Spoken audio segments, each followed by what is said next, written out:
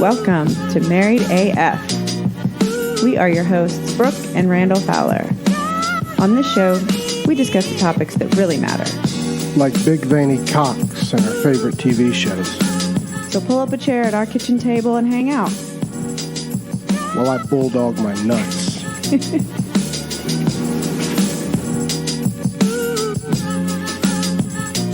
We're live, son. We're live. This is happening. Important question. If in the middle of this podcast, because this is Brooke's chair, I decide to do this in the nude, is she going to be offended? No, hell no. She'd Perfect. be fine with that. She's got like some Windex. Yeah, and we got multiple chairs and Perfect. other stools. And I'm not saying it's going to happen. it might happen, though. But you never know. You never know. I don't ever count that out. I mean, me and you, we have our sauna sessions, and they're basically almost nude. There was a guy not long ago that had only his towel with his ass I've cheeks seen pulled that apart. several times. Ass pulled We apart need, on matter of that fact, hot- right now, if you're listening to this podcast, we need an assistant to sit in the sauna where they can write that down, because there's just wisdom being thrown out in there. Yeah, I agree with that. I thought about it today. I was like, some of the young guys that have sat in there, and by the way, they don't say a word. They don't say a word. They know better. Yes. It's Even like the old dude who's I know what he does for a living, is pretty successful. Yeah. I feel like he wanted to chime in the other day, and he knew better. He did, and it's a respect thing, sons, and I get that. But I think there should be a charge. Maybe pay a little, $5 to even sit in on it, or more than that. I mean, One Life should give us memberships for free absolutely, because of what happens in that sauna. yeah. If they want it to, Champions to be a are born place. in that sauna. Yeah. And last week, I hadn't been in like a week, and then last time I saw you, I was ready to tap out early, and you were like, "Don't be a bitch, make it to a round number." I'm real anal about Me the too. round I number. usually am It too. kind of freaks me out. I go like on 12 minutes. Like I always end on Yeah. 12. That's my number. Yeah. But the clock on the wall and your clock don't match up. So sometimes when I feel like I need to tap, I justify it by the watch, because I figure it's the accurate time. It's satellite driven. And the one on the wall is about 4 minutes off. Let me tell you how OCD I am, sons. When I'm in there, if I'm in and someone comes in before I've made it to the 10-minute mark, I have to outlast them. Yes. If they come after 10 minutes, then I'm like, bitch, I've been in here deep. Right. I'll leave before Yeah. you. So I rolled yesterday 45 minutes. That's fucking incredible. I got to where I couldn't breathe at the end. Yeah, it's I'm not going to lie to you. borderline dangerous. I had to go get my water. I brought the water into the sauna, but I was listening to a podcast, and it got to about that 33-minute mark. Yeah. And I was like, well, fuck, I got to make it to like a solid number, 45. Now you can't leave at 35 minutes. You can't leave at 37 minutes. We're going 45. Watch was going off. Heart rate was too high. I didn't give a fuck. The breathing gets shallow. I found when I stay in too long, and that's when it usually tells me, like, all right, I'm going to either pass out or... So pro sauna tip, if you want to go a certain amount of time, drop down to the lower level when you get that hot. About 10 degrees cooler down there. Yeah, hot air rises. Catch your breath down there. Man up a little bit, Well, in One Life, though, the champions sit in the corners by the heaters. Yeah, yes. And top. That's how. And have you noticed the get it hotter technique? The two sensors. You put the paper towel over the sensors. Yeah. And it gets hot quick. When the sauna rocks are red. Oh, yeah. Yeah, it's intense. I just don't like it when the guys come in there. And I mean, I don't care. It's too hot. It's going to burn it off. But I'm honestly more jealous when their butt is pulled apart on that hot ass wood. How they're doing it. Yeah. Like my sensitive tush. And there's just some rules. There's some etiquette rules. I don't want to hear your fucking phone. If you don't have headphones, don't play a video. Rule number 1. Don't talk on the phone. Never do that. Yeah. And I don't want to hear a bunch of fucking laughing in there either. No. Especially if I'm in there and you and me are talking. Shut the fuck up and listen. Yeah. I've heard some young guys in there, and I want to drop some knowledge on them, but they bounce so quick. They come in. I've been in for like 20 minutes. They come in. He's like, oh, yeah, bro. She wanted to suck my dick. I was like, you're lying. Right. I mean, you're lying to your buddy right here. Like, you just Because made here's that the reality. up. If she wanted to, you were letting her. Sure. 100%. So it would have been, hey, she sucked my dick. She did. Not she wanted to suck my dick. She wanted to, but I was nah. No, not tonight. No, thank you. Has any guy ever been like, no to the dick sucking? It was so full of shit, and his buddy was like, for real? I'm like, oh, God. See, and I've told my son, Griffin, for locker room reasons, because he plays football, that in the locker room, 90% of it's bullshit. Right. Guys are going to be like, oh, I fucked her. You know what that means? They probably talked on the phone. Right. Remember the Billy Madison when he's getting on the school bus? Oh, yeah. And the guy's like, that Mrs. Vaughn, I did her. Billy Madison's like, no, you didn't. No, you didn't. Well, I mean, she wanted to. No, she Well, you could imagine what it would be like. And I told Griffin, I'm like, don't be the guy, right? Because if a girl, and you're a young man, and you're lucky enough some girl shows you her boobies, this goes till you're a grown-ass man. Right. And you go blab it to everybody, guess what's not going to happen next time? No more boobies. Can we change total different direction? Yes, absolutely. We need to get the camera fixed on this refrigerator. You need a sponsorship. The coldest water I've ever drank in my life. In your whole life? Shit. It is a beast. I'm pretty sure it just froze my lungs. That was from, I think that's from like 1982 when they made the real shit. The most amazing refrigerator I've ever seen. And when it kicks into overdrive, son, it's louder than a tank. I don't know how it's this cold and not frozen. Yeah. It could be a marvel in science, but that fucker works. Dude, I mean, I put my booze in it, which is normally a freezer. Yeah, I literally think my lungs just froze when I took that sip. They're crystallized right now. It's refreshing, though. It's refreshing. Our Brooke put vodka in here, and vodka doesn't freeze. Yeah, that could be the secret. Could be. All right, so let's talk. This is write that down, sons. This is a new show. We're already just starting off. Y'all don't even know, sons. This is Write That Down. This is a monthly podcast. That's Gary Lamb. I'm Uncle Randy. And we're here to save lives, sons. And what that means is get you a piece of paper. Yes. Get you a moleskin. Get you a notebook. Not your phone. Not the typing in. Get one of these. Because it's just going to be truth bomb after truth bomb. After truth bomb. And matter of fact, at the end of the show, it's going to be one of those shows where you're like, did I just waste an hour and a half of my life? But then you're going to look at the piece of paper and be like, holy shit. 100%. Truth bomb after truth bomb, unfiltered, uncensored, raw, living color, no holds barred. Ladies, what you wish your husband would say to you is going to happen here. Guys, what you wish your daddy taught you, but he was too spineless to do, is going to happen right here. Absolutely. The shit, and your buddy's not going to give you this shit, sons. Right. And listen, this comes from a wealth of experience. Between us, I can tell you, we've probably won every championship there is, and we've probably lost every championship. I was just going to say, a wealth of fuck-ups. Yeah. Oh, yeah, tons. Let's to this point. Dude, if it's possible, I've fucked it up before. Yeah. But so the first thing I want to do, because we're going to start episode 1 kind of at the beginning, but before we do that, because we'll hit on these things during it, and it'll ruin that segment, I say we start every show with a don't do that segment. Like, don't do this if you want to be a champion. We're just going to give one nugget apiece every show. Like something that champions don't do this. Right. If you want to win at life, you need to master this. Yeah. Not doing this. Yes. And if you're doing it now, stop doing it. Like, trust me on these. These are well-proven championship tactics that you have to eliminate certain things in order to be labeled a winner and a champion at all times. Gotcha. You go first. Oh, there's so many. There are so many. But I changed it up. I was going with one now. I'm gonna go with loser talk. People that talk like losers, because that shit means something, sons. How you talk to yourself, how you talk to your wife, how you talk behind closed doors, how you talk about yourself to other people definitely correlates to being a champion, son. And I hear loser talk all the time. There's certain key words, right? I can't do that. I don't have time. That's not fair. That one right there chaps my ass. Life's not fair. 3 times. Never is it fair. So why would you fucking say it? It's not fair to you, not fair to me. So when someone's like, oh, I didn't get this deal because it's not fair. You know what? That's horseshit. Yeah. Or you don't have time. I don't buy that either, because fucking there's always time. It's up to you to decide what's important. There's always time, sons. Or when you say that someone else got lucky. Like, people that can't celebrate other people's wins, that's loser talk. Right. That's loser talk. Right. Don't do that. Right. And here's what my issue with luck. Do some people get breaks? Sure, but here's the difference. I think we all get breaks. The difference is, are you prepared and are you ready when those breaks come? 100%. Or did you work for those breaks to happen? Man, he got lucky and landed that contract. Or he knocked on 1,000 fucking doors before he got that contract. And you met a bunch of people, built a network of people, and utilized that. To me, that's not luck. Right. Like, everybody's going to catch a break. And sometimes, guess what? You also get dealt a turd, sons. You get dealt turds sometimes. It just fucking happens. So to sum it up in one sentence, if they were going to write that down, don't. I would say don't talk like a loser. Just don't do it, son. The championship mindset is the opposite of a loser mindset.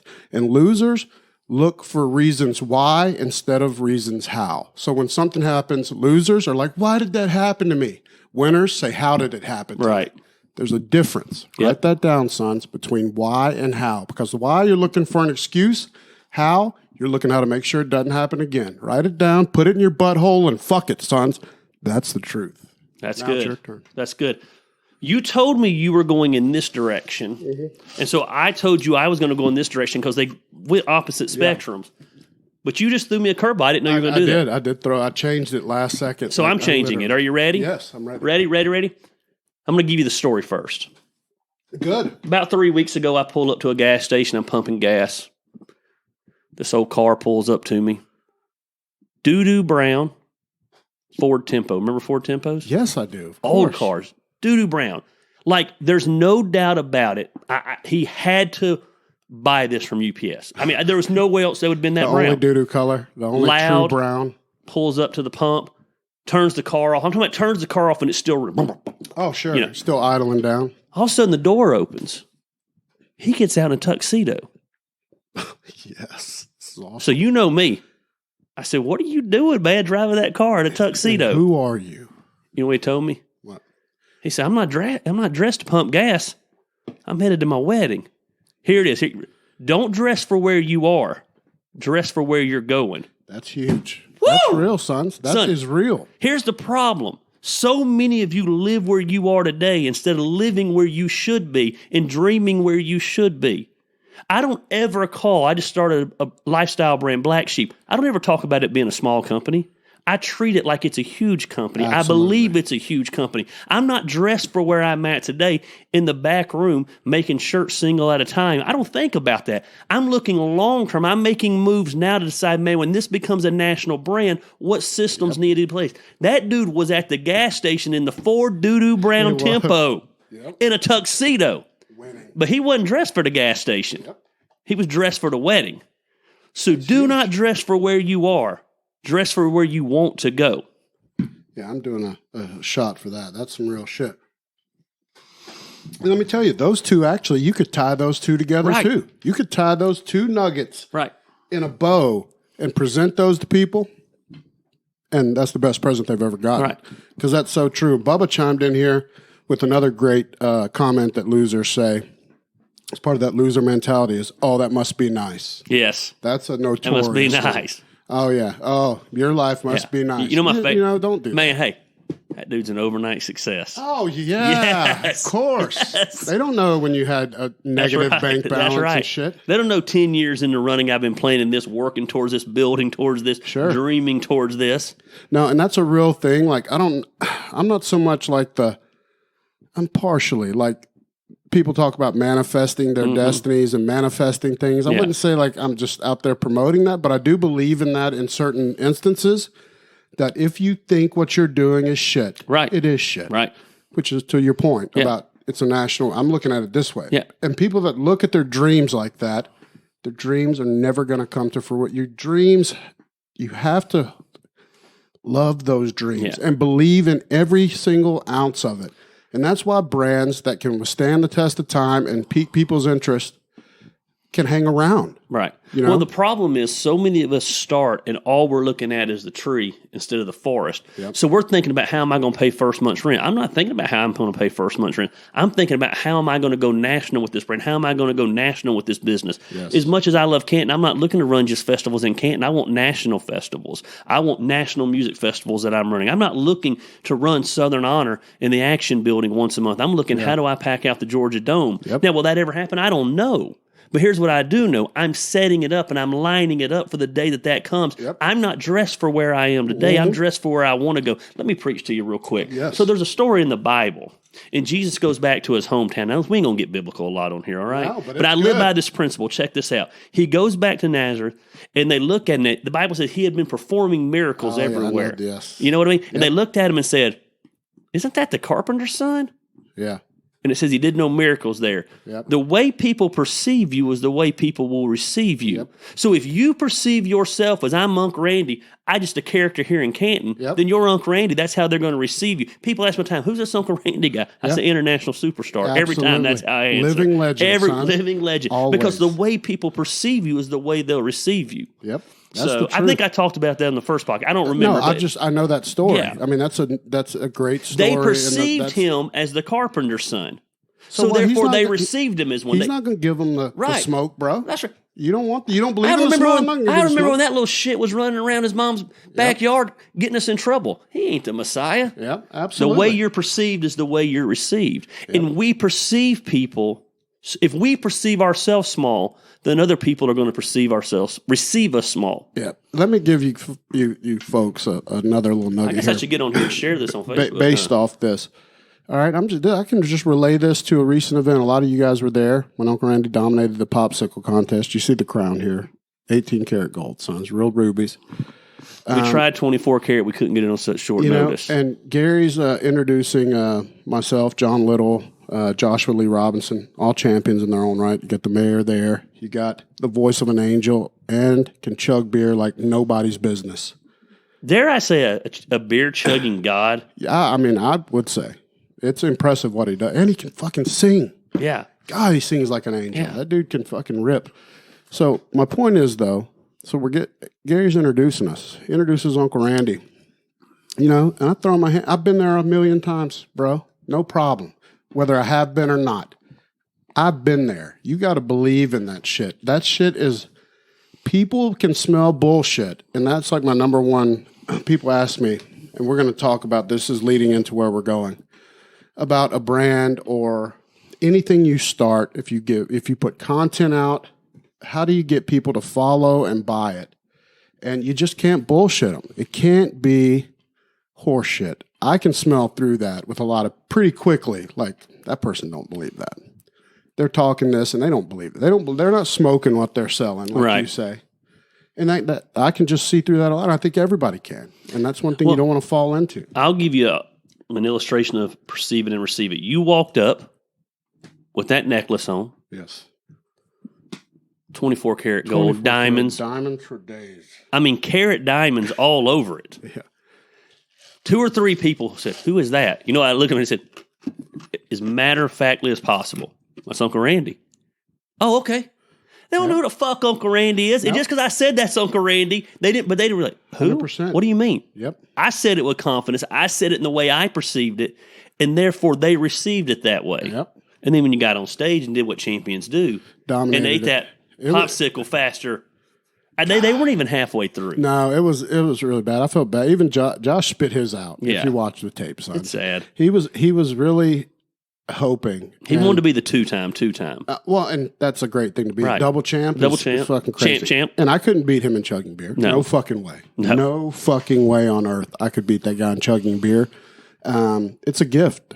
Popsicles are my gift, sons. You want the smoke, you'll get it. But, I'm I'm clearly the national champion. So, and dare I say that champions know the areas they can win in. Sure. Absolutely. Tom Brady's not out there on the basketball court saying he can be the best. Hell no. No, he's not. All right, so I'm going to steer us right into where we're going because we got even more questions since last night. Since you said no more questions for this week, we still got like 3 more. Because people listen so well. Because they do listen so well. But that's good. We want them. They just won't. They're not going to make it on tonight's show. We'll get to them unless we eventually. Fly through them, which I don't imagine is going to happen. All right, so decided, for the first episode, let's talk about starting over, like starting from scratch. People know, or most of them will know our story. At least the first people that are either watching now or download the audio, which we will be putting out as an audio podcast as well. Instead of going all into that, essentially, both of us lost everything. Me at 33, you at what? I was the same age. 33 is, I tell people, man, the 33 is the bitch, boy. I always tell people they killed Jesus when he was 33. And Dude, that's real. Yeah. We never talked about that. Dude. That's incredible. 33. I lost to the point that I was living in someone's basement. Yeah, I had went from 6 figures to in someone's basement, lost my family, lost everything. Basically the same thing for you. I had $0. Right. $0. I was pawning my shit, sons, And I'm not ashamed to say that. It was terrible. It was tough.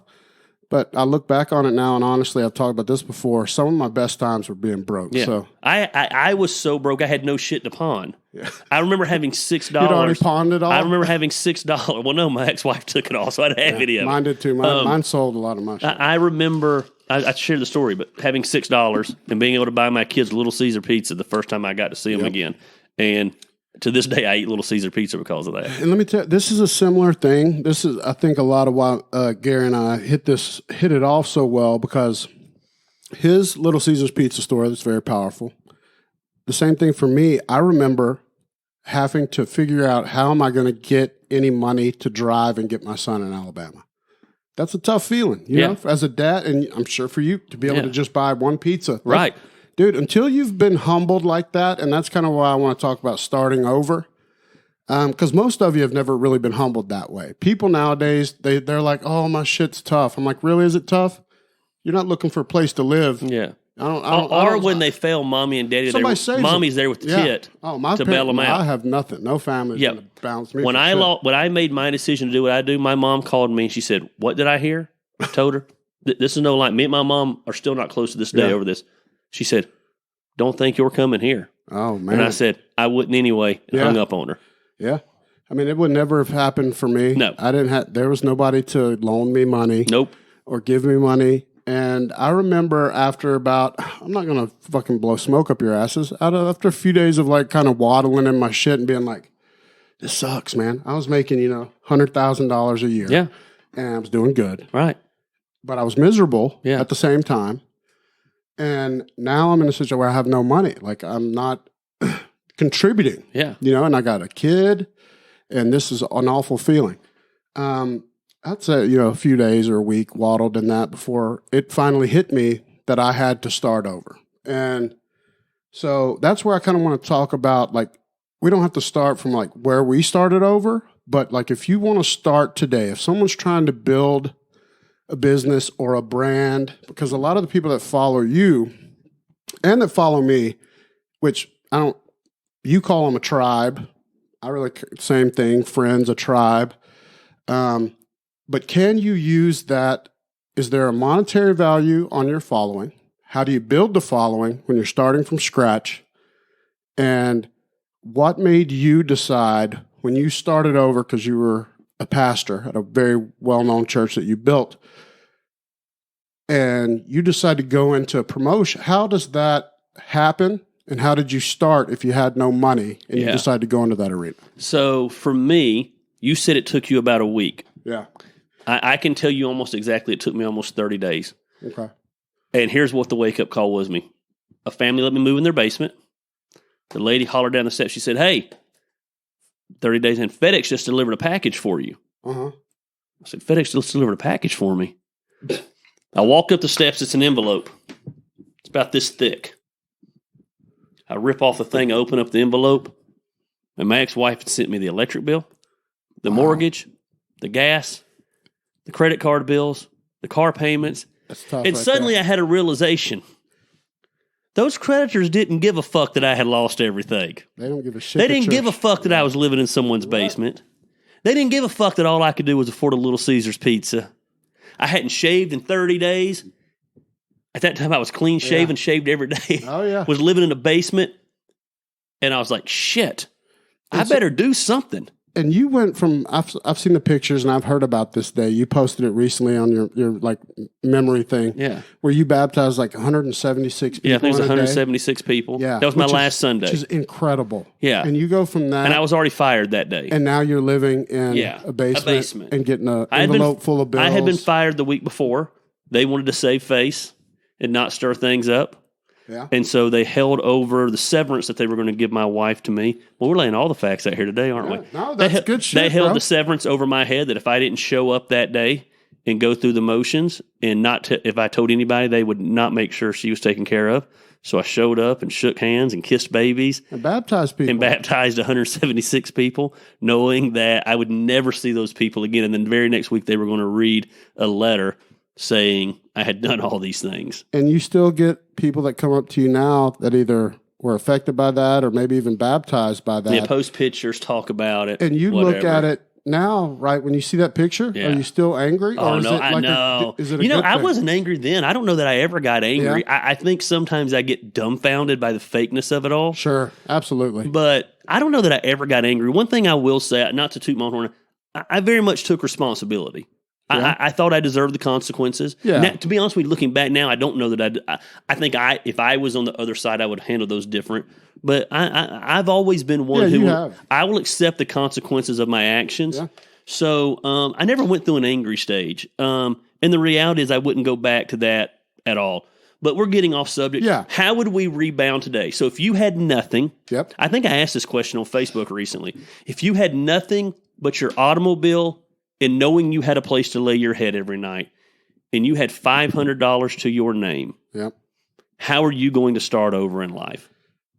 Well, see, and I don't know. Is that what we're asking? Yes. Okay, just want to make sure. I don't want to get you off subject. And how can you, it's kind of a so starting over, the $500 is great. You still have all your contacts. You still have all your network.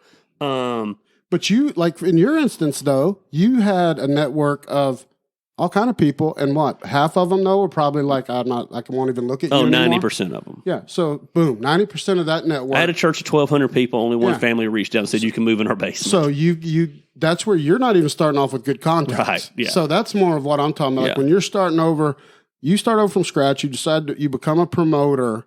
How did you didn't have any money, so how do you start doing I didn't start promoting. The guy whose house I moved in, huge storms had just come through. He owned a insurance claim business doing roofs. Okay. And so I started selling roofs for him. Nice. After a few months, he was actually working for another company. After a few months, he said, I'm going to slip you some money and you go start your own roofing company. Okay. And so I went and started my own roofing company and made tons of money at that. Yeah. And I was blessed because I didn't have to worry about paying rent living with them. I did have the automobile that I drove. Dude, how awesome are those people? They're awesome. And so awesome. And so I started over just literally going door to door. And just like everybody probably comes to your house in this neighborhood all the time and said, do you have hail damage? And about 9 months into it, I landed a 37-building apartment complex. Okay. And made the most money to this day that I ever made in my life. Yeah, I bet. The insurance adjuster showed up. He treated each building as its own claim, so it was 37 claims. Nice. I made tons of money. And that's a good industry. Like those people think that those people, like I've got buddies that do that. Yeah, it's a hard industry. And they treat those like they're not the same as other door-to-door solicitors because those people can really help you. Right. They can help you get a roof at your deductible and cost you really nothing out of pocket. It's a real business. It is. I get how it seems shady. There's a lot of shady people at it. But it's not. I mean, I know it looks like it. Like, you can't be dishonest when it comes to insurance. No, you really can't. I mean, they're going to send their adjuster out and decide whether or not. More, that's what my point was. Who's really dishonest in that regard? Right. You got somebody at least fighting for you. Right, exactly. So once I made that money, I don't know if you understand what I'm about to say. As thankful as I was for that job, I despised it. So from the day I got off every day to the moment I had to go back to work, I was miserable. Yep. So the minute I made the money to be able to get out of it, I got out of it. And by the way, Rick Cope's in here pissed off, son. So he is angry. What is he angry about? Just about when people treated you bad. It really sets it fires him up. It does. He's like, I get angry. Yeah. He's my family now. Mess with Gary, you get the whole trailer park, which is all true. But Rick does, dude. Old Rick Cope gets fired up, son. This is a white boy, buddy. Well. White boy Rick. It fires him up. It doesn't fire me up. He's home alone right now. Heather ain't there to calm him down. Dude, we're all screwed without our wives, by the way. Let me just tell you, sons. Uncle Randy's a winner. Gary's a winner. White boy's a winner. Without our wives, we can't do shit. I had to call my wife before we started this, or we wouldn't have been able to start. Right. And she's just at the pool. At the pool.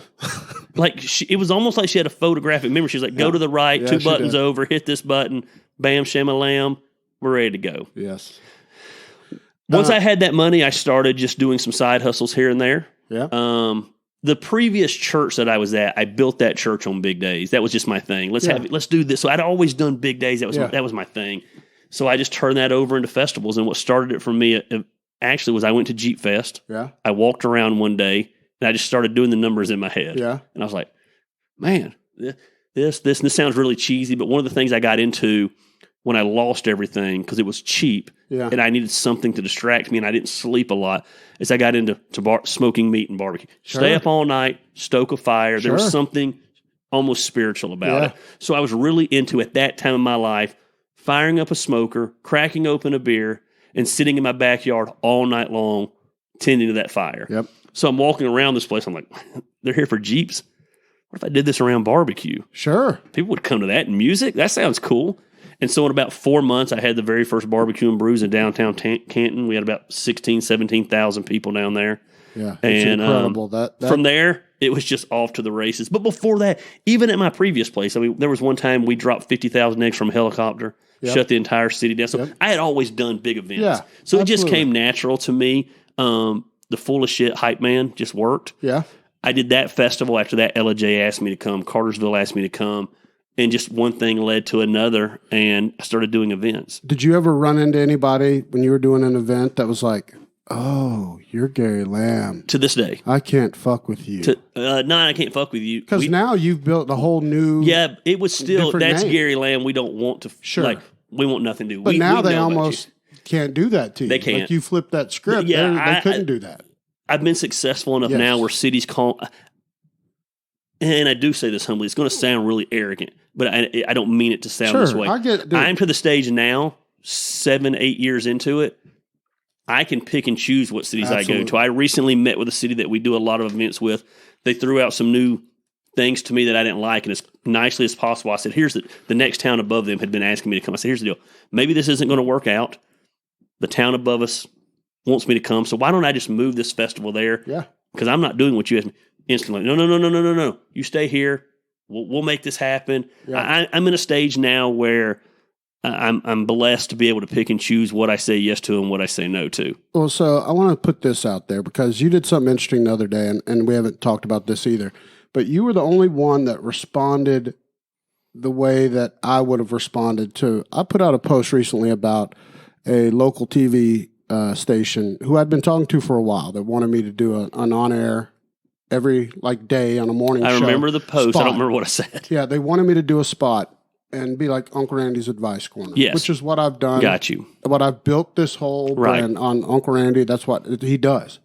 And so I was, it started off, we talked for a while. The guy that owns the company and me were friends, still friends. And I was very interested until we get to right before it's about to start. And he tells me that he wants Uncle Randy dialed down to 5. Yeah. And basically, no profanities. And I declined it. Right. It was still a good offer. Yes. And it could have led to something maybe. Yes. But it would have compromised everything that I am. Yeah. I can't tell you I'm not going to drop a fucking F-bomb. Right. And now I'm a grown man in a setting, I can control that. But if I'm selling it to a crowd and I'm on TV as a personality and new people are going to be being exposed to me, I'm not going to give them a fake version of me and then they start following me and it's something else. You know what I mean? Yep. So I declined it. You were the only one that was like, that's a good move. Most people can't do that. It is. I'm very aware of the fact that I do a lot of events for cities and I do events for a government agency here. I do events for a local multi-use development. Yep. And I'm very aware that what I say at any time could make one of those come to me and be like, we're no longer going to use you because you said X, Y, and Z. Yeah. And especially in the last year with woke culture, I had to do a lot of evaluating. Yep. And I came to the conclusion that while I don't ever want to embarrass them, I don't ever want to bring something to them that's going to be a headache, I'm also not going to watch what I say and what I do just to have them use me. If they decide not to use me, I can look myself in the mirror and know that someone else will. And I the one thing that I guess I have for me is at the end of the day, I have a 32,000 square foot building. You do. And so that's a huge asset. So at the end of the day, if everybody didn't let me do anything, I can run events out of that building 100%. Every day. And so I refuse to water down anything that I'm going to say. Now, that being said, that doesn't mean I don't think before I speak. Of course. That doesn't mean I don't think about the wording. 100%. Because I don't want to be offensive just to be offensive. No, that's not, I agree. To me, that's also a non-championship mindset. That's low-hanging fruit. Right. You and I both despise low-hanging fruit. That's another show. We'll do a whole thing on low-hanging fruit. Yeah. Because I despise it. champions don't go for low-hanging fruit, sons. Write that down. So, but I think starting, I think, not that there's anything wrong with this subject, but I think starting over is just the will to realize life goes on. Yep. I remember having this thought. I'm 33 years old. I'm probably a third of the way through my life. I refuse to allow this to define me. I refuse to allow to be one of these losers that I know that says their life is falling apart. And when you ask them how it fell apart, they go back to 10 or 12 years ago, and they never could regroup, and they never could do anything. I tell you something, and I want to be very clear how I word this, because I don't want to come across as I'm flipping about my marriage. I'm flipping about my wife. I love being married. But sometimes you and your wife butt heads. Sure. You know what I mean? And Christine, I remember one time asked me, she said, if I just left today, you would just go on living. And I said, I'd be heartbroken. I'd be devastated if our marriage was over. I love being married to her. But make no mistake about it, I would still go on living, because life goes on. I still have to get up. It would be painful. It would suck. It would be hard. But the next morning, the sun's going to come up. And if she left today at 45, I refuse to quit living at 45. So please don't read into that. I want my wife to leave, and I would be flippant if she left. Absolutely. But nothing is going to stop me from living a life and being successful. Yeah. And nothing, you know. I mean, death, anything like that. I hate those. I hate all of that stuff, but it's not going to define me. Yeah, and that's actually a listener question, right? That now you've kind of opened a box that hits me right in the tits, son. And so Uncle Randy's got to speak on it. Goddamn, it's what I do, sons. But that's where we had someone actually write in. One of the questions was, do you think that the reason you guys hit it off is that you're both Stoics at heart, right? And I don't know how much everybody looks into philosophy. But I think I consider myself a Stoic. I look into it, and to me, that's a mindset, because if you look at Stoics, not in the bad way, and I'm not trying to categorize us, because I definitely don't want to speak for you, but for me, Stoics believe that for anyone else, like, I would die for my wife. Right, me too. But I can't live for her. Yes. And that's a Stoic mindset. And people look at that as a bad, then it's not. Like, I'll defend that mindset to the end, so but that is a Stoic my wife and I aspect. Talk about this, and we didn't understand this in the early years of our marriage. It's not my job to make my wife happy. Mm-hmm. Now, I hope that what I do makes her happy. Does that make sense? Absolutely. That's the goal. But she needs to, if she's depending on me to make her happy, what happens if I leave here tonight and I'm in a car wreck and I die? Oh, yeah. Like, true happiness needs to come from within, and you living out your purpose and you living out your vision. And while Christine makes me the happiest guy in the world, I don't depend on Christine to make me happy. No, and she wouldn't want you to do when you've, especially once you've been through a marriage or two, sons, and you can write this down too. You guys listen, it's tough, and it happens, goddamn. But you learn that is a learning process as well, or it was for me. Yeah. That you really can't expect the other person to be your source. Right. Because you sell your whole relationship short. Well, it's what happens in so many marriages, and even too. Matter of fact, had a lady on your in the comment section get really pissy with me one day because you talked about not living for your kids. I see it in marriages all the time. I love my children. I will kill you over my children. Absolutely. But if so many people live for their children and their happiness to their children, then the kids turn 18 and leave, and that's why marriages fall apart because they don't know what to do. Those kids also, you're setting them up to fail like a motherfucker. It's why the Bible says, for this reason, a man will leave his father and mother. I quoted that, and the lady got all pissed with me. And to this day, I'm dumbfounded by it. Not that I give two shits about her, that she got mad about it, because I still stand by what I said. I can't depend on my kids to make me happy. Now, I'm proud of my kids, and I love my kids. But if I depend on them for my happiness, the first time Emily gets 16 and sneaks out, then I ain't going to be happy anymore, Well, listen to this. The real Randy, my dad just chimed in. He never chimes in. He just said, winners choose to do the things failures choose not to do. That's where it's at. All right. There's some good shit right there. Yeah. Well, so here's where I want to go from this. So we started about starting over, the mindset you need to do into it. Now I want to talk about, though, people that are trying to gain a following of some sort, or a tribe, or a network, whatever you want to call it. Community, whatever. And can, in your mind, is there a value that your tribe, Uncle Randy's tribe, anyone's tribe, is worth? Like, do you think it has a dollar value? Yes, I don't know what that dollar value is, but I am under no illusions that anything I start, I have the benefit of an initial spike. Absolutely. Because of my community. I start Black Sheep Clothing. I know that immediately 300 to 400 people, almost 500 right now, I've got mine, are going to come along and they're going to support that, which gives it momentum. It does. As I was on a forum the other day with a guy that was trying to start a brand. And he's like, I've been doing this for a year and haven't sold one shirt. And I was like, at first I want to be like, you pussy. Yeah. How'd you not? But then, so before I responded, imagine this, I went to his Facebook page, realized the guy had about 50 followers on Facebook. He moved to an area about 2 years ago, probably doesn't know anybody in the area. And so I thought to myself, I stopped for a minute and I was like, don't get cocky with this guy. Yeah. Because you're blessed that you have 15 years in a community of pouring into people that the minute you put out hats and shirts, they're all over it. Mm-hmm. I'm at the challenge now where do you go from once your tribe's bought in? Yeah. Tribe's bought in, and that's great, and I appreciate it, but I can't live on my tribe being bought in. I got to go to the next level, and I don't want to miss that momentum. But I understand that if I put on a wrestling show, first wrestling show I had, 75% of those people were my tribe. Mm-hmm. That gave me critical mass. Sure. You go to a show now, 10% is my tribe. Yeah. Because grown. Because the non-wrestling fans, they're not going to come every month. They came one time to support me. Yeah, absolutely.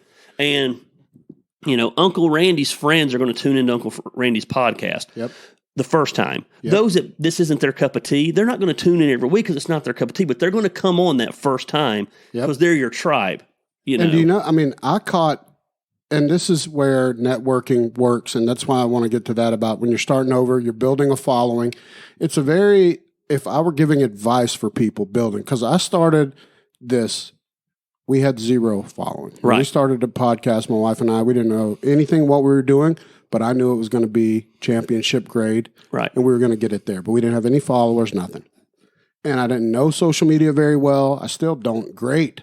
But what I've learned is if you're honest with the people that follow you, you really do bring them the best shit you can, the best content, the best shirts, the best fucking consistency. Hats. But if you bring them a bunch of dog shit all the time, it's all garbage, and you're asking them to buy the, and none of it's good, and you don't believe in it, and you won't die and lay down for it, and willing to go to the grave with it, then eventually you will ostracize your following. Well, so and you can't always be withdrawing. Mm-hmm. You better be depositing. Yes. Gary Vaynerchuk says you got to jab. You need to write that down, son. Then you come with the uppercut. Yeah. So, I'll give you an example of my tribe. So John Little comes up. He buys 2 shirts. He messages me the next day and says, hey, man, love the shirt. We had just started making shirts. We didn't know how to make shirts.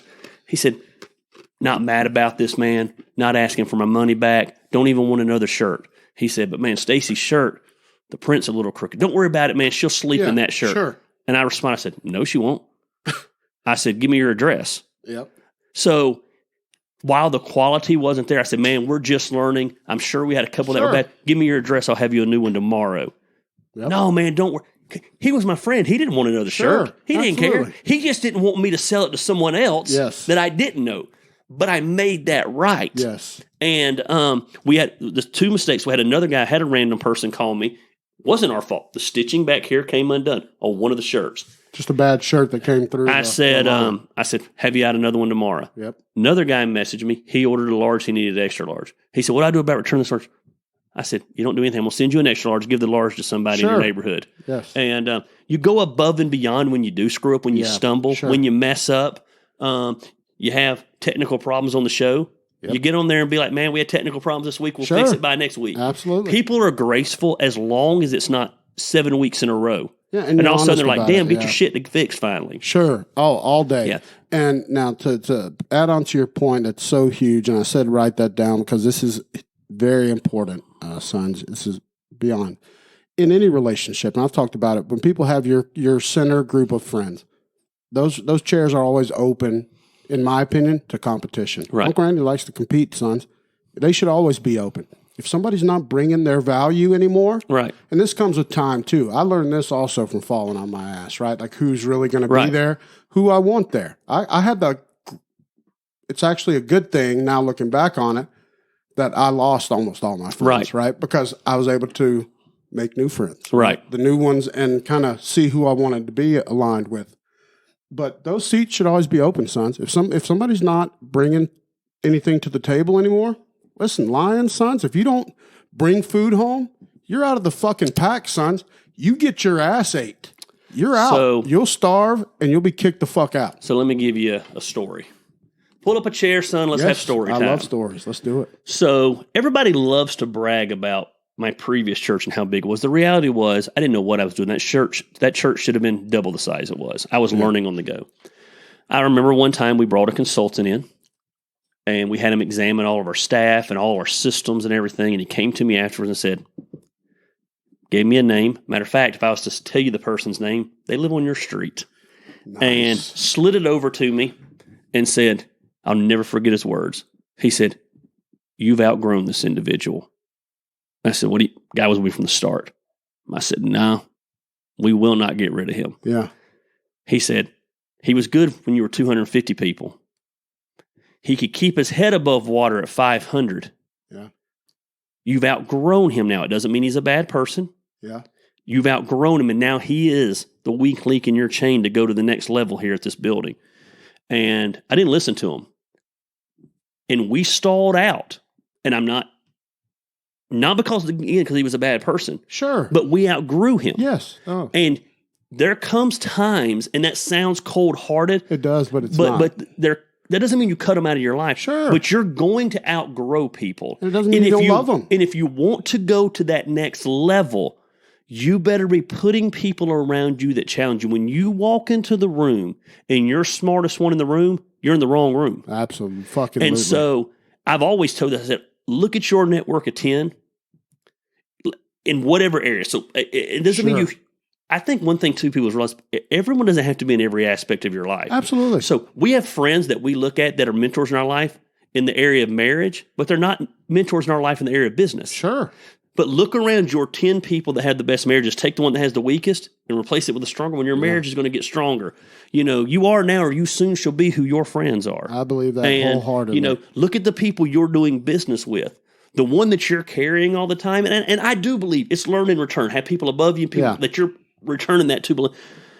But when you replace the weak links, and we've done that on our Southern Honor Show, there's been people that we outgrew. Yeah. And that didn't make them bad people, but we got to the level where they weren't good enough to be on our show anymore. Mm-hmm. And that hurts feelings and it hurts attitudes and it hurts the ego, but you outgrow people sometimes. But so this would be the last piece of advice on this segment from me, and it piggybacks on you. And it's the ability to disagree and still be friendly, or part ways in a business and still be friendly, or deliver bad news and still be friendly, or deliver, hey, you're fucking up, still love you, but you're fucking it up. You're fucking it all up. You're about to shit it away. Yeah. I've shit it away, but hey, whatever. Hey, when you still shit it away, I'm going to drag you out of the fire, but I'm warning you ahead of time. You're about to fuck it up. Yeah. And so, because people can't do that, right? Like we live in a society right now where people think when they hear an opinion that they don't agree with, that they can have that opinion have to be redacted or never used again or never said again. And that's just a falsity, son. Right. And champions don't live by that mindset. And just write that down. You and I have a very large disagreement. And it didn't affect our friendship. The reality is, as much as I love you and I think you're a winner and I think you're a champion, ketchup does not go on steak. Oh, that was a big one. But guess what? At the end of the day, we got past it. We moved on. And guess what? We're doing a podcast together now. And guess what? 90% of people agree with you. It's crazy. We agree to disagree, and that's okay. People will be savage about it, especially with steaks. It's crazy. They will get on to it. And listen, but what did Uncle Randy do? I put it out there. I could have hit it. Right. But I'm like, guess what, bitches? Uncle Randy likes a little ketchup with a steak. Right. I'm a little freaky, goddamn. It's what I like to do. Guess what? I still love a good medium steak. I just dip it in ketchup. It is what it is. It is what it is. All right. So Oh, Hold My Beer said he expected more alcohol on the table. Gary can't drink tonight, sons. Yeah. He's got business to attend to. But also, I want to say this too about a guy named Hold My Beer Hansen. Yeah, love that guy. Wow, I love to have a drink. Love to have a little sip. Champions can also perform sober. They can. I don't need alcohol to open me up and throw out wisdom. I remember the first podcast said, "Boy, you were wide open because of the alcohol." No, I'm wide open all the time. I don't need alcohol for me to be honest with you. No, I've heard you throw down on Sundays. By the way, I've listened. I know you had the issue this Sunday, but I've listened to a lot of your lives. Yeah, champion, bro. Well, I appreciate it. They are good. I've known people that listen to you, that you preach to at your old church, and they loved you. By the way, they loved you. Dude. They said you could throw down. So I've listened to you a few times. Definitely can throw down. Bro. Well, I appreciate that. I dig it. I ain't good at much, but I can talk. No, but you also deliver the message well, and I've made it a point, and I've even told Rick this, that I'm going to bring my family up there because we don't have a church home. Yeah, and I know a lot of those people now, which is how a carryover following effect can happen. Right. Like as me and you connected, I got a lot of spillover from you. Well, I think that happens. I think there's power in, and this isn't the hype, character hype. There's power in tribes combining. Yes. And we saw that at Barbecue and Brews. How much of Silvertown was at Barbecue and Brews? Because of you. Oh, shit. Right. A good bit. Right. It was good. Yeah, it was, that tribe, while it's not my tribe, has become my friends and my associates. And now Dustin's at all my stuff. And there's power in tribes. You know what I mean? King of Pops Canton. That's right. Dude, you know how much that tickled his face when you posted up that people were asking about him when they weren't there? And they were. Dude, that guy's expanding. Yeah. He is killing it. King of Pop, sons. If you want a good popsicle, you saw Grandy dominate it. They're delicious. Yeah. I love King of Pops. But let me throw you a curveball on that. Talking about starting over. Yep. They're good popsicles. I'll be at the end of the day, I don't eat a lot of popsicles, so I don't have a lot to compare them to. Yeah. I don't give a shit that they're King of Pop popsicles. You know what I give a shit on? Dustin selling them. That's the truth. And if he was selling the lowest brow, if he was selling the little strips of Kool-Aid that they freeze when we were kids that we used to eat, people would buy them. And he said they were $2, I'd be like, boom, here's $2. They cost 2 cents. Right, because I believe in him. Yeah. I love his hustle. And I love the fact that he works with a fanny pack. And when you're going to put a fanny pack on and work, take my money right now. Oh, yeah. Take my card straight. Brooke said the same thing. She became a huge fan of the mayor. Yeah. She had seen the mayor on our social media. Yeah. But at the popsicle contest, she got to meet the mayor. Yeah. And saw his attire. Yeah. And immediately was like, he's championship grade. And plus, I love. Hashtag winner. Yeah. I love the mayor, sons. And you want to talk about a dude that'll ride and promote. He's a good one to know. Yeah. Love that guy. One quick other note, because I've had 3 different establishments that have reached out to you or me about doing live podcasts, and they want to know if that's the goal. Had somebody write in already asking if that's the goal. To me, I think those will be good at some point. If we can find a venue that can handle our wide open. Right. I think we need a few, and I've told all the establishment, I said, let us get a few under our belt. Yep. You watch them. And decide if that's something you want in here. Because while I am aware of the fact that the language, going back to what I said, I don't know that I'm comfortable sitting on stage at blank restaurant. Yeah. And there's 8 and 9-year-old. Now I'll cuss in front of my kids all day long. Me too. I don't care because I don't live in that world where I think cussing is some issue. Yep. But I'm not going to do it and disrespect you. But I'm also not. I'd rather be in this room alone and be able to be wide open. Yep. All right, let's dive into a few of these listener questions so we can get to some before you got to be out. We got a good 40 minutes, 35 minutes before you got to bounce, so I want to get to some of these.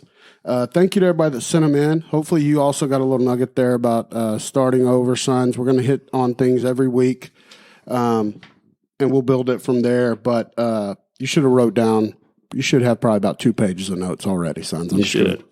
All day, easy, if you want to win. All right, first question. I've been dating this guy for 3 months. This was sent in. This one pissed me off. Just read it. I'm going to give a quick answer. I've been dating this guy for 3 months, and things have been great. However, I have a concern that he's a user. Admittedly, I've done too much too soon in the relationship, putting together his new bed, gardening, setting up his computer, bought him shit for his birthday, spent money on alcohol for him. I don't drink. We go out to dinner on trips. We split the bills. He stays at my house. We stay at his house, yet he made a joke that He had to go to the grocery store because I ate his food. Besides flowers twice a month, he has not spent a dime on anything for me individually. My birthday was in May and I received nothing, yet I watch him spend a lot of money on alcohol. Mm-hmm. Is this a red flag of a user or am I being petty?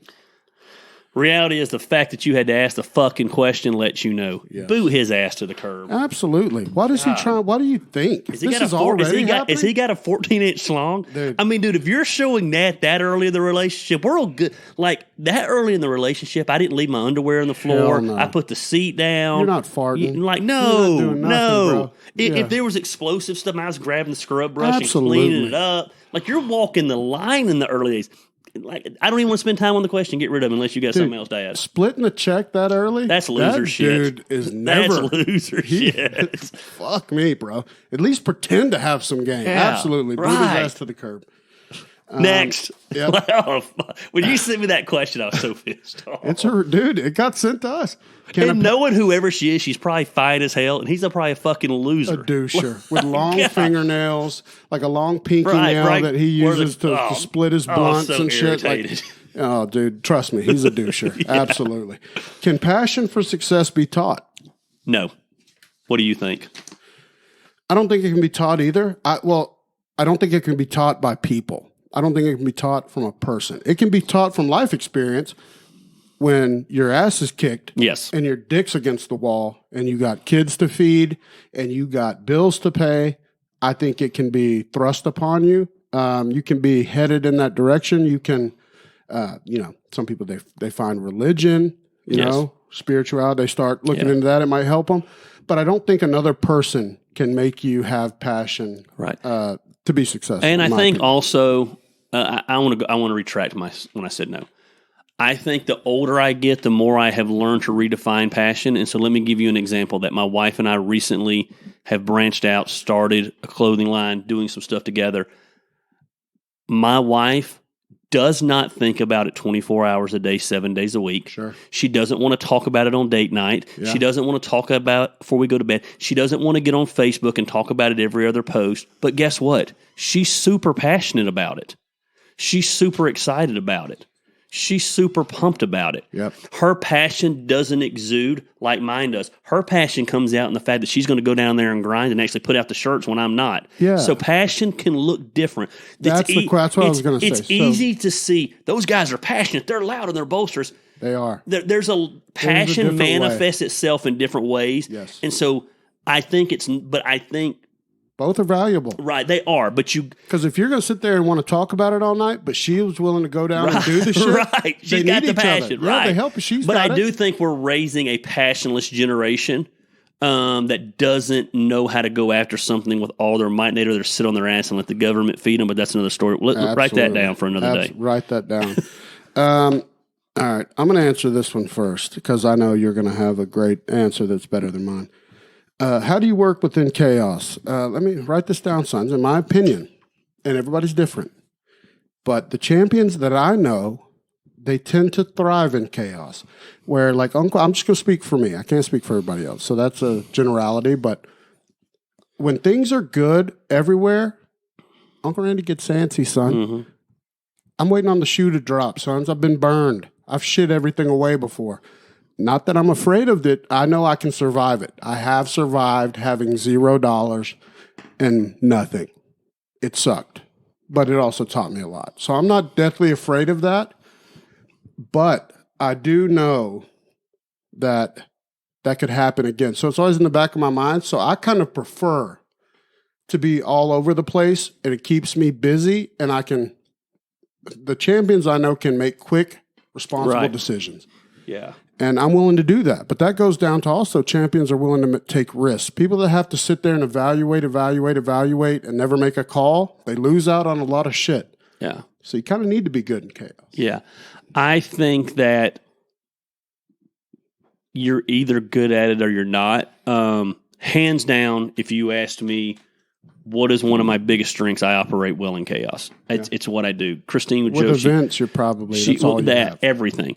I mean, for whatever reason, when shit's going crazy and it's insane, to me, it's moving in slow motion. Yeah. But it comes natural. I know exactly what you're saying. And so it's a nightmare for people that work with me because they don't operate in chaos. Sure, it's freaking them the fuck right. out. It's And going real fast. Yeah. They talk about that in the NFL for a quarterback. They say the game hasn't slowed down for him yet. Yes. That's right. They talk about it with Jordan. They said Jordan was on the field and would see stuff no one else saw on the court and saw stuff that no one else saw because it was moving in slow motion. Yes. Christine always likes to joke that if I was a doctor, I'd be a trauma surgeon. She said, it's not going to be pretty, but you're going to live. She's 100% right. But I'm not a heart surgeon. I'm not. Matter of fact, if you come to me as my assistant or my partner and you give me this meticulous plan, I feel enslaved to that. I feel strangled by it. It saps me. I go into panic mode. Yeah. So do you not like bureaucracy? I hate bureaucracy. No. Let's just roll.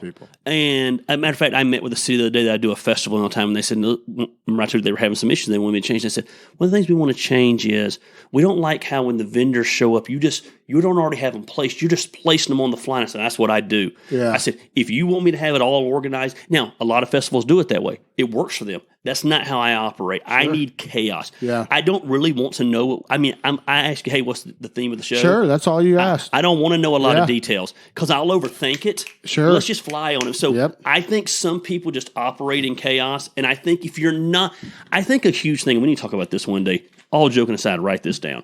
We need to talk about knowing your strengths and your weaknesses. Absolutely. That might be episode 2. If you're not good at operating in chaos, that's okay. Have a guy that is, though. You better have somebody on the team. Yes. Because shit's going to hit the fan eventually. Son. And when the shit hits the fan, you need to be able to step back and say, it's time for Gary to step in.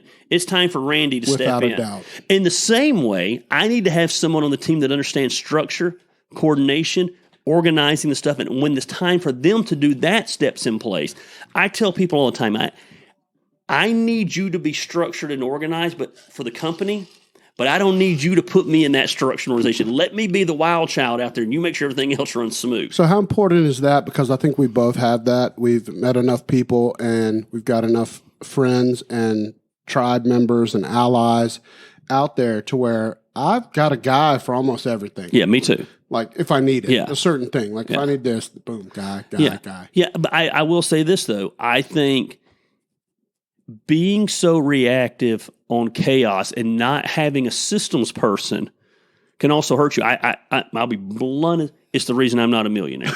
If I had the right systems person who could come along and take my chaos and make it up. Remember how I told you earlier the church I used to pastor should have been bigger? Yeah.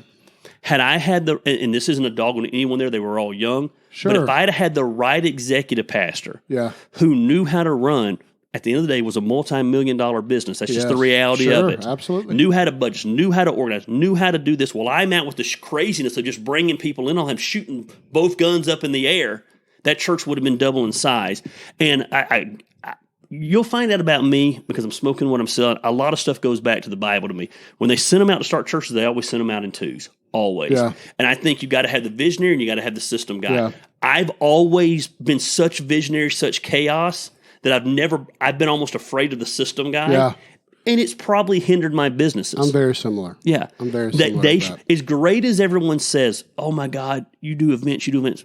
The reality is the way they're structured now, I'll have to do them the rest of my life. Yeah. I haven't built anything that I could retire from one day. I haven't built anything that I could sell one day. In this new endeavor with my wife,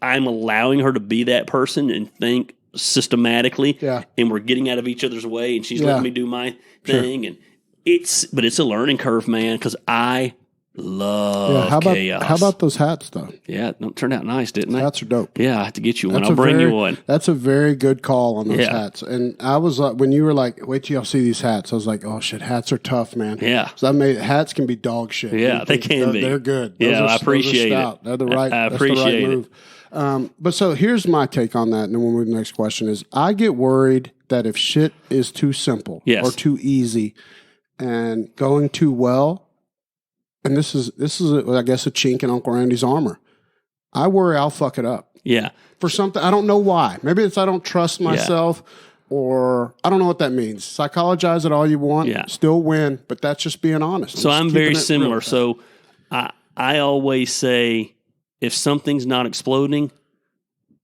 I'm going to explode. You're going to hit the button? Yeah, if it goes about a week, And Christina tell you, she loved when I started Southern Honor because she said, finally, you have a place where you can go create all the drama and all the chaos you want, and it's legal. That's true. And she said it works, and it's your release. And she said, because when I'm not creating it there, I'm going to create it somewhere. Sure. I'm going to go make a Facebook post and knowing, oh yeah, let's see who this pisses off today. That's going to piss off the half that hate you but still follow you, which really makes them your fans. Right. You know, and that'll be another episode. I don't thrive like when things are going too good. Yeah, it's tough for me. Like sometimes there's even been times me and Christina start fighting, and she'll look at me. She's like, "Just things are going too good." Yeah, she goes, this fight means nothing. You just looking to fight tonight. Yeah, no, and I've had that same thing happen, and there's even been times where I'm like, she's right. Yeah. She's right. Yeah. This is such dog shit. And I may not say it. Right. I'll dig in because I'm an asshole sometimes. Men. But in my own head, I can be honest. We'll say it the next day. Here, where I've been like, fuck, you were just too dug in. Right. Because when she said it, she was right. Right. And I should have said, you're right. Yeah. And I didn't. Yeah. But I think some people just, I think thriving in chaos just comes natural. Yeah. Or it doesn't. All right. This is a great question. It's a long one. Has social media helped or hurt the American dream? Has it caused us as a whole to lose the hardworking mentality and the pick your ass up and keep going mindset? Has it created us as a whole to think that if we fail 1 or 2 times at something, that we can't do it or achieve it? Have we become so instant gratification oriented that if we don't get our results, the results that have take over years to achieve, that we just give up and move on to the next thing? Has it helped those that still understand the grind and the effort it takes and what it takes, 10 years or more to become an overnight success? Do we see people just jumping on bandwagons thinking they can do that thing until they realize the effort and the time it takes? Yeah. There's a lot in there. A lot of there to the point that I don't know how to answer it. So I need you to dumb it down for me. Yeah. I need you to dumb it down for me. That's a lot. So there's like 10 questions in there. Yeah, let's go with first. Has social media helped or hurt the American dream? Does it cause you to lose the hardworking mentality and pick your ass up and keep going mindset? Let's just go there first. So you want to answer first? You go ahead. Okay, so for me, I think it's helped the American dream. Mm-hmm.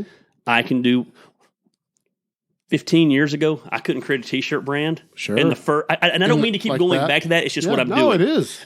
And getting in front of literally thousands of people within minutes. Yes, you sure do. I think there's a mindset too. Matter of fact, when I don't know if my father-in-law is still in here, but I think he said he was joking, but there's always truth in your joking sometimes. Always truth. He is a hard-working blue-collar, drove a truck his whole life. Yeah.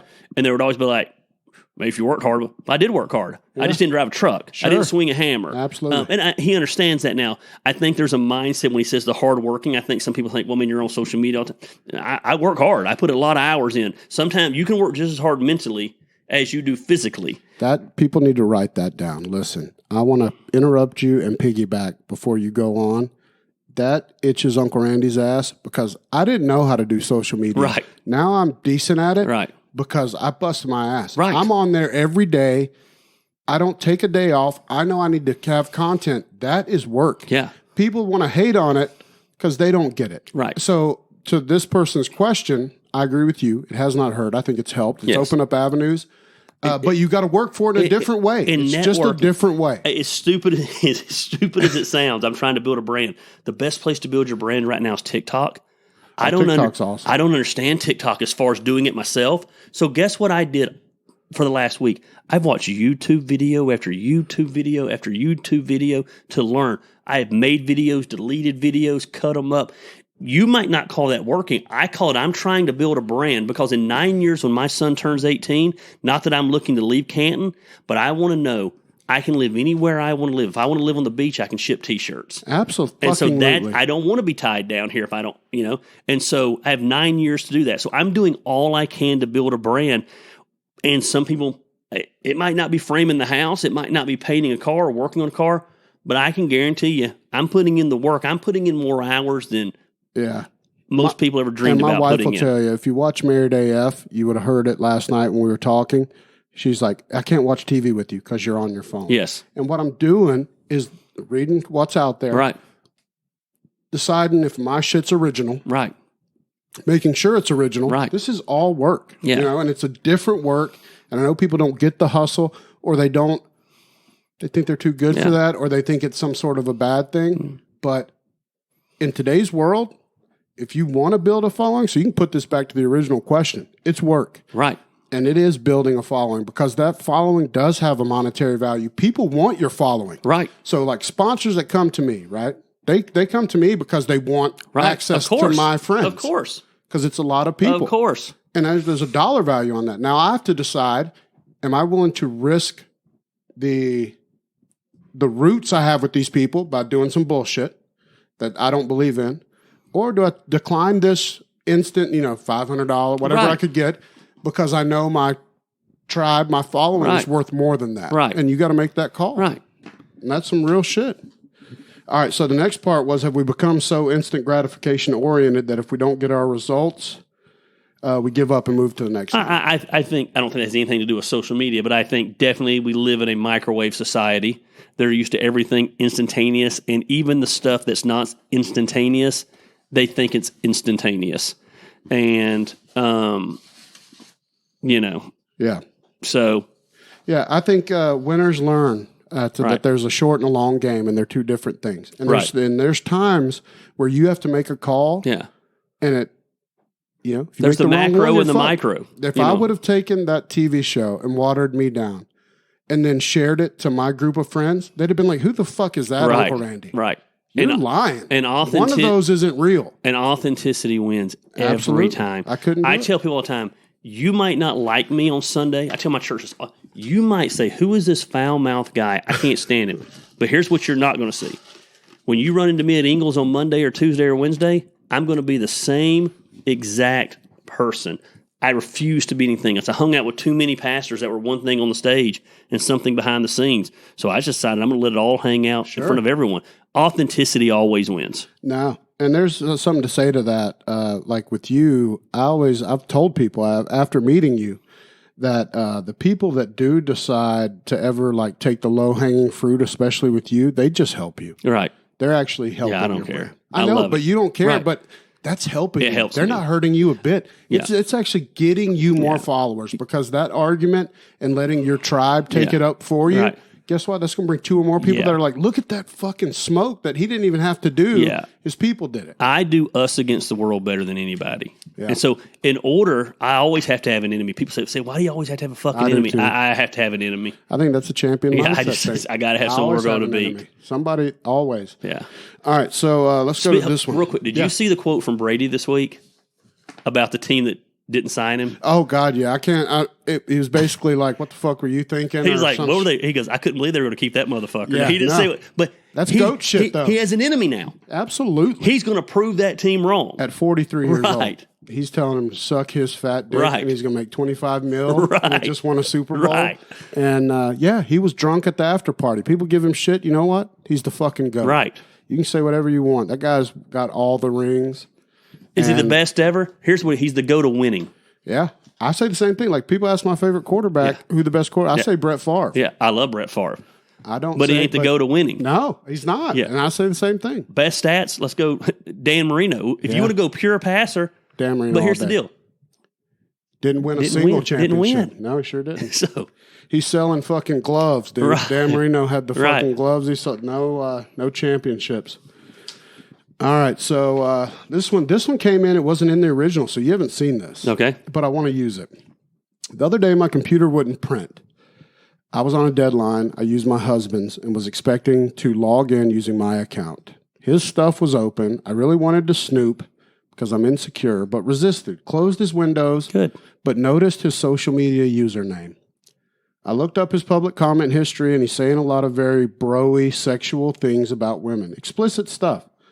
Somebody on the public forum pointed out that he was married, and he said, I can still look, quote unquote. I'm not sure if I'm overreacting, but I'm bothered. I feel guilty for snooping, but he's been so evasive and compartmentalizes parts of his life. Like I don't know what's going on with him and his family. Am I crazy?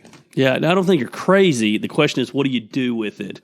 And so the reality is, you always bring the darkness to light. Yep. I don't think you go in a confrontational way, but I think you sit them down and you say, here's the deal. I saw this. What's the disconnect with us? The problem, I mean, it all goes back to communication. Mm-hmm. And those tough conversations, man, like, they're tough. Yep. That's why they're called tough conversations. But you got to have them, or your marriage isn't going to last. Let me tell you something about a guy that has done everything wrong you could do as a husband, been a terrible husband. Right here, this guy before. Done it. If you can do something wrong, I did it. And here's the deal. If you're lying or if you're hiding something, that's a red flag. And that's just, I'm not trying to sell out my bros, right? But I know every trick of the trade. And so it sounds like y'all haven't discussed it. Maybe he's not hiding it. You just don't know about it. There's a difference in those two. But when you get to where you're hiding shit from the person you're with, like really hiding it, that's a bad thing. Right. But there's not enough in this to answer that for sure. I think there's enough to be like, you got to talk you need to about confront him. Is he doing anything wrong? That's if he's just saying, look at the tits on this one. But I don't know. But wrong is depending on whether what she thinks. Yeah, you're right. Christine's going to point out more tits than I ever point out. So, I mean, you know what I mean? So, that's funny. It goes back to everybody always asks me, are you liberal or conservative? I say, I don't know. Depends on where you stand. Yep. Because depending on where you stand, I might be liberal. Yep. Depending on where you stand, I might be conservative. So, I can't say if you and him are fine with it. I can't judge that either. Right. Like, if y'all are cool, but it sounds like she definitely needs to have a chat with him. As far as the bro-y comments and shit, that can be resolved if you do talk to him and be like, hey, sometimes when you talk to your bros and you talk about how you like bitches to pull their butt apart, I don't like that. Yeah. He needs to know that, and too. The reality is this. Fucking dudes are dudes. They are. That's it is what it is. I know that we're not supposed to talk about anything. No, dudes are dudes. You know, I wrote something about driving Christine's car today, and a buddy asked me if it was a panty dropper, and people got super offended that I would use the word panty dropper. Guess what? That's what he fucking asked me. Oh, well, and there's certain things that are panty droppers, and I don't want to hurt your feelings, but man, it is what it is. Championship mentality. So you can kiss my. You saw the guy, the troll that jumped all over me over my post when I put for Father's Day weekend. I put a post out and it was like, if she can push a stroller, she can push a lawnmower. Take the weekend off, Kings. Yeah. And one doucher, tried to tear into Uncle Randy. Now this is the first time I've gotten to pull a Gary Lamb. And I let my friends, and they fucked him all. Everybody did. He never even responded. The poor bastard, I think, probably left Facebook. And the reality is this. He was like, how could you say that about women, Uncle Randy? And I was like, dude. It's because you have a sense of fucking humor. Yeah, if your wife thought you had that mindset for real and you were that big of a douchebag. And guess what? My wife's a strong-ass woman. Right. She laughed at that shit hysterically. She don't give two shits. She saw we were laying in bed when I posted it. She was like, that's hilarious. Yeah. Those 4 Karens pushing a stroller. Right. She was like, that's so good. Right. And the guys like that doucher, you can write this down, sons. Don't be that guy, right? You want to talk about a way not to win? Be some male fake feminist. Right. That's going to shit all over bros and for no other reason than they think either it's going to make them look tolerant, maybe get them some pussy. I know guys that try to do that to get laid. That shit doesn't work with real women, bro. Real women are going to be like, you pussy. Right. Get out of my face. No, they're going to cheat. His wife's going to cheat on him. All day. Yeah. She's already. Right. Absolutely. Exactly. Yes. She might be cheating with this guy's, this girl's husband. Right. That might be the one. Yeah. 100%. Don't be that guy, sons. All right. So, when is it time to leave the 9-to-5 life? We got 15 minutes, maybe 10, 15. When do you know it's time to leave the 9-to-5 life? Yeah. So I had a guy call me out on this one time because I used to believe everyone should leave the 9-to-5 life. Yeah. And he was a hardworking union electrician his whole life, had a good retirement. And he said, everybody leaves the 9-to-5 life. Who's going to make your dreams come true? He said, some people are not geared for that. So I think you need to know, are you geared for it? And then I think if you're married, it's a time to sit. Hey, perfect example with Bubba Martin. He just did it. He sure did. So there comes a time, he's married. He took the leap. You need to sit down with your wife and discuss it. I used to tell Bubba all the time. Now, whether Bubba did this or not, I don't know because it's his personal business and I don't know. I used to tell Bubba, you need to have 3 to 4 months of your budget in the bank before you're going to walk away. Sure. You know what I mean? Have this in the budget. Do that first. But that's for normal people. Like for me, I I've never had a 9-to-5 job. So it's hard for me to give advice on that because I literally know nothing else. I've never worked a 9-to-5 job. I can't never have worked a 9-to-5. I worked at a Motorola factory for about 4 months right out of high school, and that's the only time I've ever done it. And so, yeah, because you've kind of been an entrepreneur my your whole life. Yeah. And so I don't know. I don't feel like it's fair for me to give advice in that category because my whole philosophy is just fucking do it. Yeah. I mean, I think it's time to leave when it starts crushing your spirit. When your spirit is being changed and your passion, because some people work 9-to-5 doing their passion. Right. Like they got lucky, or I hate to use that word, or they found the right avenue and it fulfills them. Yeah. Right? And their family and everyone else. And they're making a living. Nothing wrong with that. So you just spoke to me. So you're right. So while I've never had a 9-to-5 job, remember earlier I told you, I started a roofing company. Yeah. And I despised it. Mm-hmm. Well into 6 figures I was making. It literally was choking the life out of me. It'll crush your soul. I hated it. Yeah. I got off every day, couldn't even enjoy life because I knew I had to get up the next morning. But some people I know love it. I couldn't stand it. Yeah. So as soon as I was able to take a risk, and risks don't, and I think this is the good thing going back to starting over. You know the great thing about losing everything?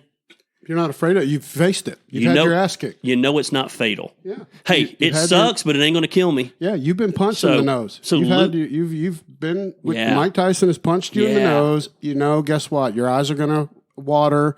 You're going to bleed a little. It sucks for a minute. We made the biggest financial investment in a business we've ever made in our lives this week. That's a risk. Tens of thousands of dollars. Yeah, that's risky. I've never done that.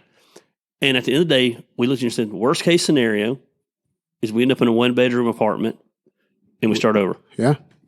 Knuckle bump, it's worth the risk. Let's do it. Yeah. No, that's when you know also you got the right partner there. You got a good woman, which is with me. I've always given credit to my wife. I know me and her can be broke together and have as the same amount of sex, the same amount of good times, and we can eat bullshit and have no money, and she's not going to bounce. Yeah. That's why she's a champion in my Faye Boyles, who's kind of my right-hand lady on everything that I do, just messaged me. And she said, my 9-to-5, what she does, she has a 9-to-5 job. She's been there for 20-something years, says all the flexibility. She said, my 9-to-5 gives me rest time for Gary's chaos. So she goes there to rest from all the crazy ideas I have. Yeah, Bubba said that's me. Got to the point where I hated going to work. I'd go to work just to work on my side business in peace. Right. Bubba's the champ, sons. He did it. If you want an example, that dude left a cush county job, right? Yeah. His county job. County. Like, those are the guys you can retirement, work back to your insurance, benefits. Had to hit a certain number, could retire, have a salary the rest of his life. This is a good question. I think they wanted to pick the old brains. Top 3 cereals. Mm-hmm. You want to go first or me? Only 3 I eat, so go ahead. I'm going to go first, sons, and I'm going to blow your tits off. Mm-hmm. Despite the fact that it destroys your mouth, Captain Crunch, goddamn it, destroys your mouth, though. Mm-hmm. It'll ruin the roof of your mouth, and it's the best shit on earth. Well, I'm going to go Captain Crunch as number 3. It's not going to be 1 or 2. Fair. So top 3 is good. So that's 1. So what's another one? My next one. So Captain Crunch is number 1 for you. Captain Crunch is number 3 for me. Okay. But I'm going to go Berry Crunch. Because I do like the berries in there as number 3. I do too. I mean, I'll put that with... So they're all together in a category? They're the same. Because Captain Crunch destroys your mouth. I respect that. So that's number 3 for me, number 1 for you. Does it destroy your mouth? Oh, hell yeah. Your mouth? Yeah. Because I'll eat a bowl the size of me too. And your mouth's ruined. Right. But it's destroyed. Delicious. And my second, which is not going to be I don't think will be the same on this, Raisin Bran, son. And I like it with sugar on it. All right. Damn, I put some sugar on it, some country sugar. So let me go ahead and enlighten you on why we're combined. So my number 2, with sugar on it, Raisin Bran Crunch. Fine with me. I like the crunch. I've had them both. I actually thought you were going to mock me when I said that was number 2. No, hell no. So Raisin Bran Crunch, and I'm definitely putting the sugar on top of it. Absolutely, all day long. That is strange. Yeah, that is legit, not weird. Full of shit. That's my number 2. This is not planned, sons. Write that shit down. All right, so you're number 3. So you've got to list your number 3, and I've got to list my number 1. Because my number 1 is so far above my 2 and 3, it's not even close. All right. It's my number 1 by a grand slam. All right, so let me think. When I'm really got a hankering for cereal, because I didn't pre-think this, so let me think. My number 1 of all time. All right, I'm going to do it. It's just the fucking truth. Fruity Pebbles. Okay. I can go chocolate pebbles 1B, goddamn, but I like fruity pebbles, even though they turn to mush. So this is where the divide comes because I hate fruity pebbles and it's got to be there. But so number one for me, hands down, Cocoa Krispies. I want the snap, crackle, and pop. That's close to fruit. No, to it's the not. It's not pebbles. the same it's shit. Not the same. It's not because the pebbles are these little thin, scabby things that are just mushy. The cocoa's got the rice crunch and the snap. Fruity pebbles are definitely scabs, and when I was a kid, we used to talk about that. They were your mom's. So, dude, scabs. I'm Cocoa Krispies number one. That is my go-to. I'm talking about, and let's talk about this. This would be another good topic for thing. There's some things because I heard you and the wife talking about this last night. Yep. There's some things you can bring the store brand home in. Yep. There's some things you cannot. Absolutely. Do not fucking bring store brand cereal home in the hell no. house. That's not going to happen. I will throw that shit away in the backyard. Dog shit. I don't want the fucking Walmart bags, the Econo the huge trash loop. bag full. No. Yeah. You can get of Berry Crunch. Name brand. Crunch. Absolutely. Name brand cereals. Absolutely. Now, on your Rice Krispies, because Rice Krispies are up there, like if we were doing a top I don't do five, Rice Krispies. Cocoa Krispies. Let's clarify. If you were forced to eat Rice Krispies, I'm putting sugar on them. Thank you. That was my question. It's the only way I can eat them. That's the only way I can eat them. That's freaky as shit. And now I'm not putting it on the Cocoa Krispies. No, you don't need but to. on the The Rice chocolate Krispies, is there. do not break. How could you eat them without sugar? Y'all just got so much knowledge dropped on you from the most ridiculous questions sent in. No. So whoever sent this in, great question. Because you just learned a lot. For one, you just learned a couple of champions, sons. Yeah. Because the Raisin Bran thing threw me for a loop. I did not expect that. Most people look at me like you're an old man. No. I love Raisin Bran. Fucking Raisin now, I'm Bran Raisin Bran Crunch guy. I like the crunch all day. I could take it, but they're going to be the Raisin Bran brand, now, whatever brand, not the store it's flakes and raisins. So there's General Mills and there's Post, right? Mm-hmm. So I'm the Raisin Bran. What's the one that always advertises 2 scoops of raisins? I think that's Post. Okay, that's my go-to. So that's my Raisin Bran with the little sun in it, the smiling sun. Yes, absolutely. Okay, so that's my Raisin Bran. That's my Raisin Bran. Raisin Bran Crunch. I'm definitely not bringing home the flakes and raisins. No. Just fucking crunchy, flakes hard. And raisins. Tastes like cardboard. Yeah. How original is your marketing theme? Right. Flakes and raisins. Right. And that's the same way I am. Chocolate Krispies? No. Dude, it's Cocoa Krispies, bitch. All right. This will be the last question. We're ending on this. Gary's got to get out of here. Your greatest badasses of all time and why? So you want to do 2 each? Oh, man. You're going to have to give me a minute. All right. I'm going to go with number 1. I got number 1, too. Go ahead.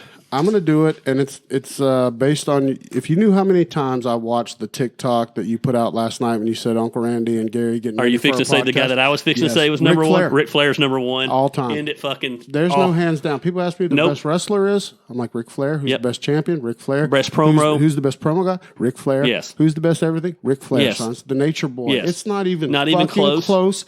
You want to know how to cut a promo? There should be just a class that's just watch Ric Flair. And the piece that you posted starts off, I've been stabbed, hit by chairs, I've been beat up by everybody. Yes. And he's like, and I got a limo a mile long out front with 25 women waiting for me to go, whoa. Right. Like, dude, he smoked what he sold. Limousine ride. Have you ever seen jet flying? Have you ever seen the 30 for 30 on Ric Flair? Yes, it's the best one ever made. They talk about he basically destroyed his life not knowing how not to be Ric Flair. Oh yeah, absolutely. A lot of wrestlers that happens. Yeah, well, we're looking at one right over here on the thing. Absolutely. Who's a mess right now because he doesn't know how to be something outside of that. Such a good example. Right. Never ever outside of it. The good thing is Ric Flair is such a legend that he has killed himself and still survived. Yeah, he has died 5 times. He's been in a plane crash. He had a heart. His a couple heart of years stopped ago. Recently, drank himself to death not long ago. Yeah. And he's still kicking ass. Hands down, it's not the GOAT. Dude, 100%. I think our number 2 is going to be the same, too. My number 2 is Brett Favre. Brett Favre. I've been a Brett Favre fan Boom. my whole life. There we go, Brett Favre. Dude, Brett Favre had a painkiller addiction. All right. Got a picture of his little dick out there on the web that he fucked around and messed up and put a picture of his dick out that he sent to a trainer. Sons, it happens. Yeah. He fucked up. Doesn't change the fact that when I play football, if I want to mold a football player, I want Brett Favre on my team, sons, because he would fucking get in the face of D linemen, linebackers. That's the guy I want to play with. So I told you my Brett Favre story, right? No. Okay, so this is how I became a Brett Favre fan. His one and only, you're in my world. One and only year he was a Falcon. So we grew up in Decula. It was a small. Came out of Southern Miss, it was a small town. So my parents at that time it was called the Falcon Inn. It was the Falcon training camp. It was this big facility you could join and be a member of. So that's where we went to the pool as kids. We were members at the Falcon Inn. We'd go to the pool at the Falcons complex. I'm probably 10th, 11th grade, maybe middle school, I can't remember. And I'm walking through the parking lot, and this guy screams at me, "Hey, kid, I can't carry all these bags. Carry one for me." I didn't know who the fuck he was. Carried his bag for him to his room. It was Brett Favre. So I was a Brett Favre. The 1 year he was a Falcon, I became a Brett Favre fan. He partied too hard, so I was infatuated with him. That was right when the internet came out, so there was always the internet forums. Remember the AOL chat room? Oh, absolutely. And the rumors, always had the rumors then. Yep. So the rumors were he was drinking himself and partying, so they traded him to Green Bay. Painkillers, dude. And then he just became the pimp. Yep. Jerry Glanville didn't want to give him the start. But, you listen to Legend, like he could throw it a mile when he was drafted by the Falcons, but they didn't think he could handle the ship. And by the way, his first pass was a interception for a touchdown for the other team. Yeah. Because Brett Favre is the epitome of Uncle Randy. If I'm going to equate this and break it down, he was not afraid to throw 5 picks to throw 6 touchdowns. He wouldn't be on the bench waddling after he threw 5, but you can put that into life. You can fuck up 5 times, but if you win 6. My wife will tell you she'll say, Gary does nothing small, including imploding. Yeah. So he goes, he can't even implode small. She said, if he implodes, it's going to be on the front page of the paper. He's bringing everyone down with him. And so, Brett Favre, I'll never forget when his dad died on Monday Night Football against the Raiders. Was it 6 touchdowns? It was something crazy. Dude, his guys were bringing down balls that people can't catch. Right. No-name guys. He would throw it up, give them the chance. They were bringing them down for him. Love Favre. Because his dad would have wanted him to play. Yes. All right, quick thing. Some lady, who is this? Linda. I got to disagree hardcore. Linda said, who? Linda Simmons. Oh, I love Linda Simmons. She said grape nuts. All right? Grape nuts. No, she's wrong. Those are the little, ferret pills. Yeah, so Linda feed to rats. So Linda is, you know how you always have that lady that takes you under her wing and just becomes mom to you? Yes. So Linda's that to me. She loves me. She makes sure I'm fed, taken care of, supports me. You ever have someone who supports you and they don't even agree? Sure. But she's absolutely. like, that's my boy and I want to support it. Yes, that's Linda for me. That's love. And this pains me to say, she's wrong. Grape nuts. Grape nuts. I literally get. Who wants that shit? Looks exactly what you feed ferrets. It breaks my heart. I might have to cut her off after this. What's up, baby? I know he's about to have to roll. This is our last question. No, Gary knows. He's got to roll and pick up his mother-in-law. By the way, babe, where do you stand on grape nuts as a cereal? Have you ever had them? They look like rat food, don't they? They're the little pellets. No, my dad used to eat them. Of course he did. They're nasty. I don't like them. I still love Linda. I'm not trying to call her out, but she did say number 1 grape nuts. Yes, she's wrong. I might have to throw her out of the church. Her number 2 was Raisin Bran Crunch. Though. I might have to throw her out of the church. She's Raisin Bran to you with Crunch, too, as number 2. Yeah. And then Cocoa Puffs at a 3. I will rock some Cocoa Puffs, but why when I can do Cocoa Krispies? Yeah, I agree. I mean, they'll do in a pinch. If it was my top 20, they would be in there. But grape nuts would never, ever make any list I would ever make. All right. Never, ever. All right, well, let's end. Let's get it rolled. That was the first one, sons. This was a blast. Once a month? Hey, if this doesn't tell you, we could go 20 hours, sons. That's right. All day long. No problem. So we will be back. Keep sending in your questions. I know we didn't get to everybody's. But we said we wouldn't, and it's nothing personal. And so I think the format's this. I think we're going to tell you a couple of things champions shouldn't do. I think we're going to cover one big topic every time, and then we're going to answer questions. So send us some topics that you want us to cover in depth. If there's something about business, life, or winning that you want covered. Or failing, hell. Well, we're going to do that anyway. That's we're going to give it to you straight because you see winners here. We've definitely failed our share. So I'm Uncle Randy. It's Gary Lamb. Thank you guys for tuning in. Of course, we had a huge turnout the whole show. We love you guys for watching. And this will be out on all of your platforms soon where you can get the audio podcast. So we'll see you guys next month. You got anything for them? You want to give out your socials? Let's give out our socials. How can they reach you? On social, I'm Gary Lamb on Instagram. I'm Gary Lamb on Twitter. I'm Gary Lamb on Facebook. And go follow all my Black Sheep Project stuff and grab you a hat or shirt. Yeah, and I did piggyback on Gary Lamb's recommendation. Uncle Randy just joined TikTok. It's the Uncle Randy. Yep. And I'll be putting out some crazy videos soon. I'm also learning about TikTok. The shit is addicting. Yes. Don't start watching it unless you are... Don't want to sleep. Yes. The shit's hilarious. Yes. All right, we'll holler at y'all later. See ya. Deuces. Later. We are out, sir.